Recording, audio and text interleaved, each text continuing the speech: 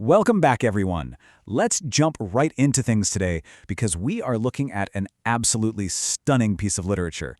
In this explainer, we're decoding Sarojini Naidu's 1912 poem, The Bangle Sellers. Now, what is so fascinating about this particular poem is how it essentially functions as this visually striking, incredibly vibrant narrative of an Indian woman's journey through life. We're going to break down exactly how Naidu uses color and some really vivid imagery as a literal roadmap for the human experience. Okay, let's dive into this. Right off the bat, Naidu introduces these bangles not just as everyday jewelry, but as rainbow-tinted circles of light. Just think about that sensory imagery for a second. It's an immediate hook.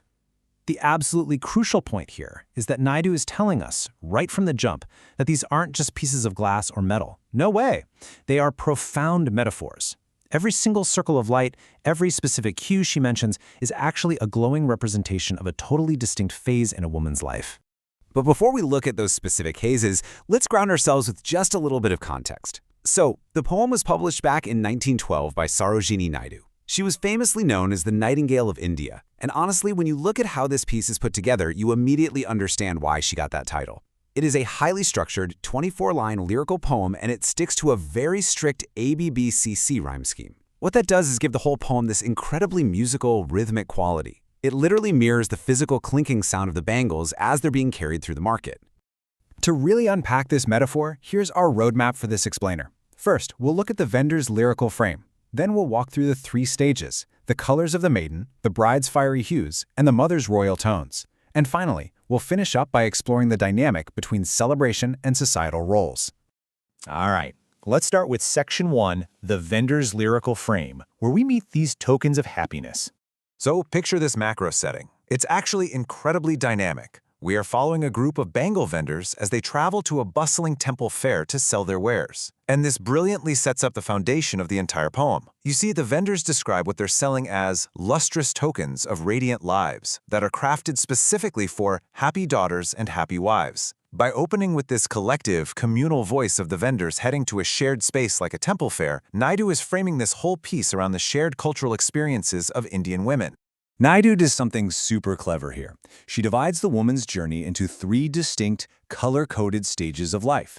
You've got the maiden, representing youth, the bride, representing marriage, and the mother or wife, representing maturity. And each of these life stages gets paired with highly specific colors and symbolic meanings that perfectly capture the physical and emotional milestones of that era. It's like a giant, beautiful puzzle coming together. Let's look at how this builds, moving to Section 2, Colors of the Maiden, which is all about youth and innocence. For this first stage of life, the maiden, the tone of the poem becomes really soft, really airy. It relies entirely on delicate, natural tones. We aren't seeing loud or aggressive colors yet. Instead, these shades symbolize innocence, gentle dreams, and completely fresh beginnings. The emotional core we're looking at here is purely about potential, right? It's a young life that hasn't fully bloomed yet, but it's stunning in its quiet anticipation. What's really fascinating is the exact imagery Naidu uses to represent this youthful potential. She literally connects the maiden's bangles to pristine, untouched nature. So, we have silver and blue bangles that she likens to mountain mist. We have pink bangles compared to delicate, unopened buds, and then green bangles that look like newborn leaves. Every single one of these comparisons brilliantly illustrates a young girl's completely fresh perspective on the world. It's a stage entirely defined by fragility, purity, and the very first sparks of growth. But then, everything shifts dramatically in Section 3, the bride's fiery hues. This marks marriage and a massive life transition.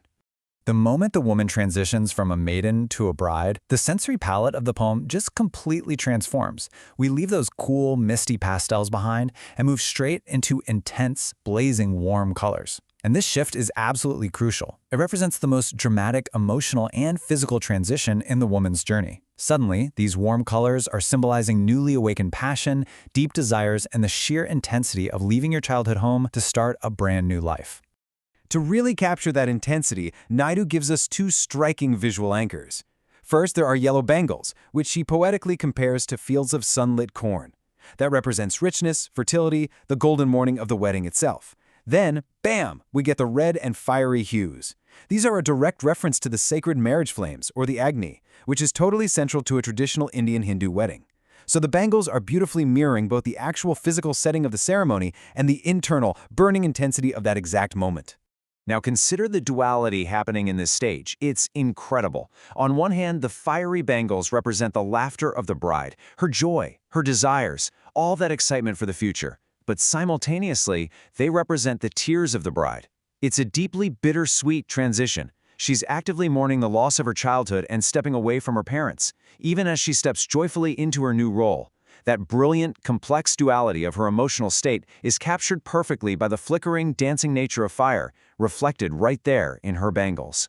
Finally, we reach Section 4, the Mother's Royal Tones, a stage totally defined by maturity and pride. As the woman settles into the later chapters of her life, the airy lightness of her youth and the fiery, burning passion of her wedding day cool down into something much more permanent, more solid. The colors here are deep, they're grounded. They signify that she has truly found her footing. She has a well-established place in her household and her community. There's just this profound sense of gravity, dignity, and quiet confidence that takes over in this stage. The specific colors for this mature stage are so rich and complex. We see purple bangles, and purple is a color universally associated with royalty, dignity, and wisdom, right? We also see gold-flecked gray bangles. Now, the gray implies aging and life experience, but the fact that it's flecked with gold shows us that these years are deeply valuable. They're cherished. Naidu spells out exactly what these colors reflect. A woman who has successfully raised her family, who manages her household with immense pride, and who stands as a completely equal, faithful partner beside her husband in religious worship. Her duties are fulfilled, and her role is solid.